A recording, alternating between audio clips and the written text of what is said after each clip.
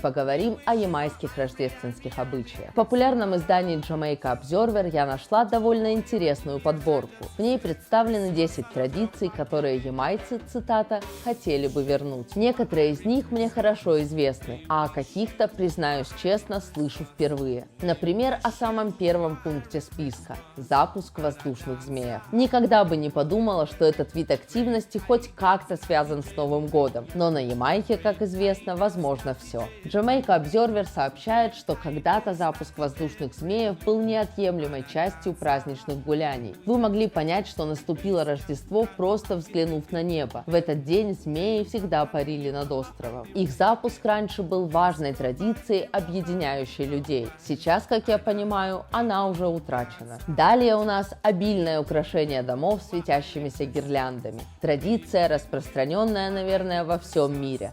Но на Ямайке у нее своя история. Раньше каждое Рождество сообщества соревновались друг с другом, пытаясь выяснить, кто превзойдет всех в искусном праздничном оформлении. Тогда очень многие дома украшались огнями, и в итоге остров походил, как пишет Observer, на большую мастерскую Санты. Со временем этот обычай почти сошел на нет. В основном, как я понимаю, из-за повышения цен на электричество. Теперь новогоднюю иллюминацию могут позволить себе далеко не все. Следующая традиция – одна из моих любимых – Джанкану. Яркие костюмы, зажигательная игра на барабанах и оригинальные танцы. Этот обычай восходит корнями аж к 17 веку, когда рабы в честь праздника получали возможность отдохнуть и устраивали на плантациях танцы под барабанную дробь. Также, чтобы угодить своим хозяевам, они разыгрывали небольшие сценки из известных британских пьес. Этот сплав африканских танцев и английского театра в итоге и получил название Джанкану и со временем стал одним из главных событий рождественских торжеств на Ямайке. Еще какие-нибудь 10-20 лет назад парад Джанкану обязательно присутствовал на большинстве, если не на всех праздничных мероприятиях. Сейчас, увы, его можно увидеть уже не так часто. Традиция постепенно теряет популярность. Но Джанкану на Ямайке все еще проходит. И если вам посчастливилось оказаться на острове во время Рождества,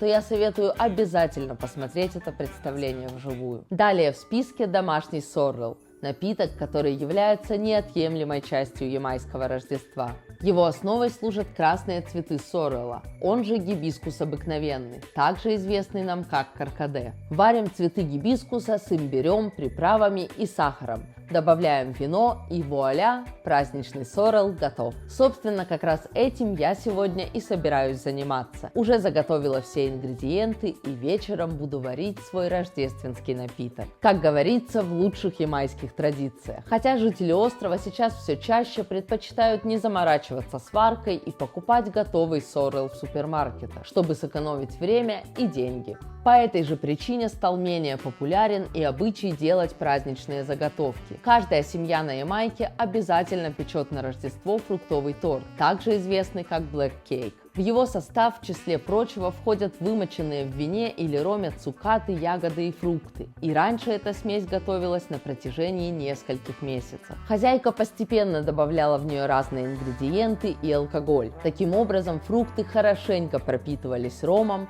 а ожидание праздника нарастало день ото дня. Когда наконец-то приходило время готовить торт и заветная банка доставалась из холодильника, всем сразу становилось понятно – Рождество уже на пороге. В подборку Обзервера также попали такие традиции, как рождественские песнопения, концерт в общественном центре или церкви, праздничные бонусы, которые можно получить на работе, и покраска своего дома к Рождеству в белый цвет. Но в свете сегодняшних новостей больше всего меня тронул последний пункт списка – времена, когда правил Стинг. Шоу, как вы знаете, проходит в День подарков 26 декабря и поэтому прочно ассоциируется с Новым годом и Рождеством. Стинг подарил ямайцам множество незабываемых моментов и не раз помогал начать карьеру величайшим иконам дансхолла. Однако, как пишет Observer, в последнее время шоу утратило свой блеск. К слову, когда я изучала комментарии к постам об отмене Стинга, набрела на одно интересное рассуждение. Суть его в том, что фестиваль в принципе уже изжил себя. Ведь изначально он славился именно лирическими битвами. Все шоу было построено на столкновениях артистов друг с другом и жило в основном за счет этой традиции. А современные исполнители, считает комментатор, не могут фристайлить, сочиняя на ходу текст за текстом. Им для этого нужно посидеть в студии с ручкой и блокнотом. Наступила эра ТикТока и студийных артистов. И это не обязательно плохо, просто индустрии нужно приспособиться. Старый формат Стинга в таких условиях уже не прокатит. Я склонна согласиться. А вы как считаете? Оставляйте свои мысли в комментариях. Jamaica, Jamaica.